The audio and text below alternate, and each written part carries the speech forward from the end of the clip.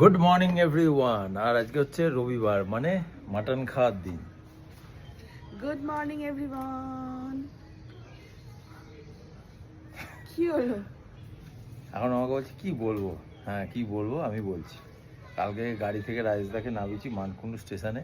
Mankundu station থেকে বাড়ি যতটা এসছি, মানে গাড়িতে এত চেঁচামেচি চলছিল, বাইরের লোকগুলো ভাবছে কি হচ্ছে, এরকম হাত নেড়ে নেড়ে এরম এরম করে এরম তুই করে। কিছু বলছিলিস আর আমি যত বলছি হাত নাড়বে না, এখান থেকে মানুষ দেখছে, মানে এমন নিজেকে করছে। আর কি চিৎকার করছে। বাবা, হুম, কি মিথ্যে দাঁড়াও কথা, দাঁড়াও। এগুলো সম্পূর্ণ মিথ্যে। সকালবেলা এত মিথ্যে কথা মানুষ সহ্য করবে না। সকালবেলা কিছু একটা ব্যাপার নিয়ে ঝগড়া হয়েছিল, সেই ব্যাপার ঝগড়াটা ওই রাত্রির বেলা আমার সাথে মেটাচ্ছে ওই গাড়িতে। কৃষি ওটাকে বাড়াবাড়ি কথা মানে আমি তো কিছুই বুঝি না, মানে ওর বক্তব্য হচ্ছে ও না, ঠিক ও কিছুই বলে না, না। ও ঠিক আর আমি ভুল। আমি ঠিক আছে, আমি ভুল, ওই জন্য সারাদিন চুপ করেছিলাম।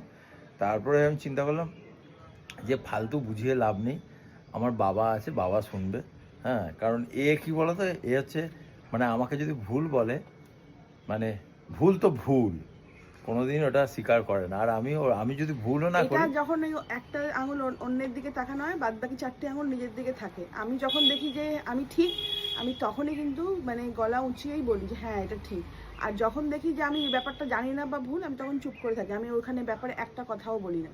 কিন্তু ওকে যখন বলছি যে তখন আমার জিনিসটা মনে ভুল, হচ্ছিল কি বলতো, ও কি বলতো, ও ভুলটাকে আমাকে বলতে দেবে না, ও নিজেরটাই বলবে, ও নিজের অন্যায়টা স্বীকার করে না। হাম ক্যা সমঝতে হ্যায়, এটাই মনে হচ্ছিল।